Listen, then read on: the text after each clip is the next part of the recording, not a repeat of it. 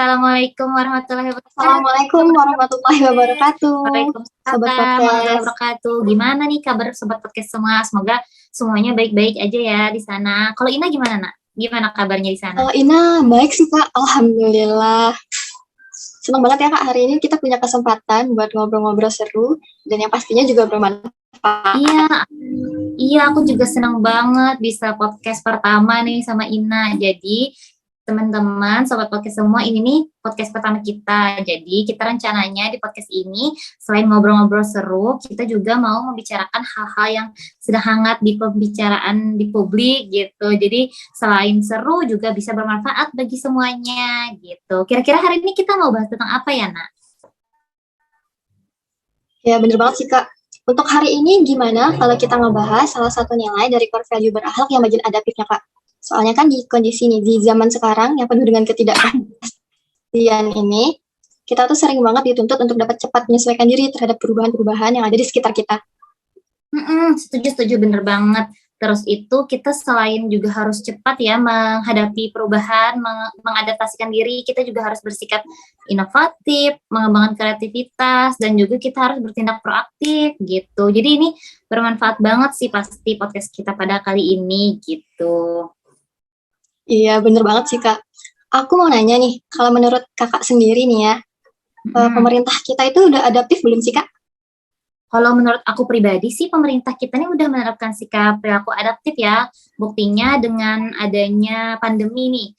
Pandemi ini kan kita semuanya dituntut untuk siap menghadapi segala macam perubahan kan. Nah, ini Kemenkes kan juga ngeluncurin aplikasi yang bisa kita gunakan sama-sama sekarang, Peduli Lindungi. Jadi aplikasi ini kan awalnya buat ngelacak fitur yang ngelacak dengan cepat kontak erat antara kita satu sama lain. Terus itu juga buat mengetahui nih di ruang publik ini ada kerumunan atau enggak. Terus itu sekarang juga macam-macam fiturnya kan, kita bisa punya riwayat vaksin di sana, sampai juga ngecek kamar. Terus itu ngecek perjalanan domestik dan luar negeri. Pokoknya menurut aku aplikasi ini menunjukkan kalau pemerintah itu proaktif gitu, cepatlah menyesuaikan diri dalam menghadapi situasi pandemi yang banyak menuntut perubahan, dan ini menurut aku inovatif dan kreatif banget sih. Ya, aku juga setuju sih Kak sama Kakak. Dan untuk aplikasi Peduli Lindungi itu sendiri, menurut aku sosialisasinya udah bagus ya Kak ke masyarakat. Soalnya yang aku lihat nih ya, udah banyak masyarakat dan termasuk aku sendiri nih yang menggunakan aplikasi Peduli Lindungi ini dan ngerasain manfaatnya buat kita. Terus itu kan sekarang kita kan kemana-mana kalau mau masuk ruang publik kan, apalagi di masa pandemi yang lagi tinggi-tingginya kemarin, itu harus nunjukin sertifikat vaksin kan. Jadi kita nggak perlu repot-repot juga ngeprint kartu vaksin. Jadi cukup tunjukin di HP kita aja sertifikat vaksinnya gitu. Terus aku mau balik nanya nih ke Ina. Kalau menurut Ina gimana? Pemerintah kita udah adaptif belum sih, Nak? Kalau menurut aku sih Kak, pemerintah kita udah adaptif juga sih Kak. Contohnya nih ya, kayak yang beberapa hari lalu aku udah baca berita nih. Katanya kalau pemerintah kita, khususnya tuh Kementerian Perindustrian, itu lagi ngembangin aplikasi Simirah. Jadi Simirah itu kepanjangannya itu Sistem Informasi Minyak Goreng Curah. Di mana aplikasi ini tuh nanti produsen sama distributor minyak goreng yang ada di Indonesia tuh wajib banget ngedaftar. Terus pemerintah kita nantinya bisa ngontrol nih Kak ketersediaan mereka produksinya berapa banyak, terus nanti didistribusiinnya kemana aja, dan hasil akhirnya tuh diharapkan nantinya ya, karena pemerintah bisa ngontrol, jadi masyarakat tuh bisa mengakses atau membeli itu minyak goreng itu dengan mudah dan juga harganya sesuai sama harga eceran tertingginya. Ya mungkin walaupun manfaatnya ini belum kita rasain sekarang sih ya Kak, karena kan program ini juga aplikasi ini masih dikembangkan dan masih berjalan ya, masih baru berjalan. Tapi menurut aku ini udah nunjukin sih Kak, sikap adaptif dari pemerintah untuk mengatasi dan juga mencegah nih supaya kelangkaan minyak goreng kayak kemarin itu nggak terjadi lagi.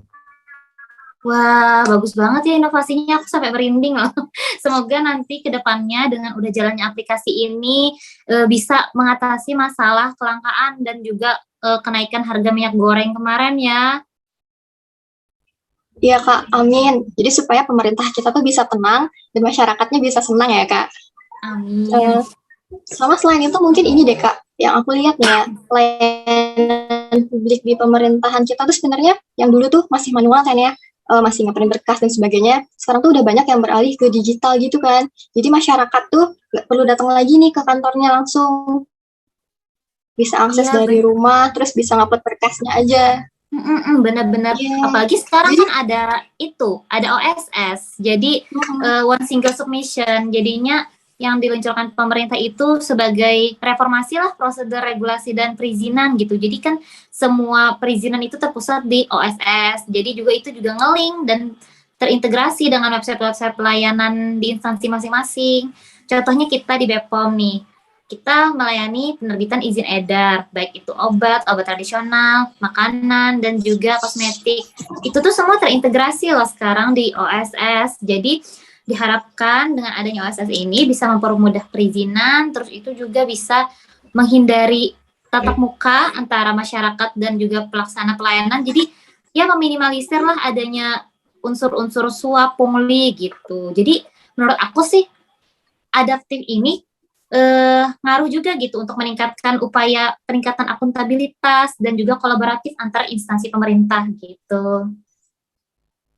oh jadi ini ya Kak, jadi sikap adaptif itu, inovasi-inovasi dari sikap adaptif itu ternyata bisa berimbas juga ya ke core value yang lain. Iya, nah bener banget. Makanya adaptif ini sangat penting sih buat kita terapkan, implementasikan di kehidupan sehari-hari gitu, baik di pekerjaan atau di lingkungan masyarakat gitu.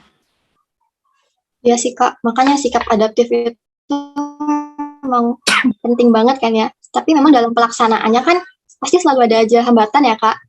Itu yang jadi tantangan sih sebenarnya. Terus kalau gini ya, situasi atau lingkungan kita tuh memaksa kita untuk berubah, tapi kitanya tetap diem tuh nggak mau bergerak. Malahan kan kita yang tertinggal ya Kak. Jadi kayak merugikan diri kita sendiri. Dan bisa jadi nanti kalau kita diem aja gitu, bisa jadi kita jadi beban buat instansi kita. Duh, amit-amit ya, jangan sampai lah kita-kita ini jadi beban buat teman-teman atau teman-teman kita di instansi gitu. Maunya kan kita nih sebagai manusia jadi manusia yang bermanfaat ya, nah, bukan malah jadi beban gitu. Ya Kak, kita sebagai ASN itu memang harus bermanfaat dan tentunya juga harus berakhlak. Contohnya nih kayak kita sekarang Kak lagi share informasi yang bermanfaat di podcast kayak gini. Iya, aku senang banget loh di podcast pertama ini. Aku juga ngerasain manfaatnya bisa sharing sama Ina. Terima kasih Ina udah meluangkan waktu bisa bikin podcast Ya, buat kita gitu. Kak, terima kasih. Ina juga senang banget. Dan makasih juga nih buat pendengar podcast yang udah meluangkan waktunya buat ngedengerin podcast kita hari ini. Iya, terima kasih banyak juga buat sobat podcast kita. Kayaknya sekian dulu ya podcast dari kita. Nanti kalau ada kesempatan kita jumpa lagi. Aku bakal bikin podcast lagi sama Ina. Tentunya dengan bahasan yang bakal lebih seru gitu. Iya. Oke, dadah. Assalamualaikum warahmatullahi wabarakatuh. Dadah. Dadah.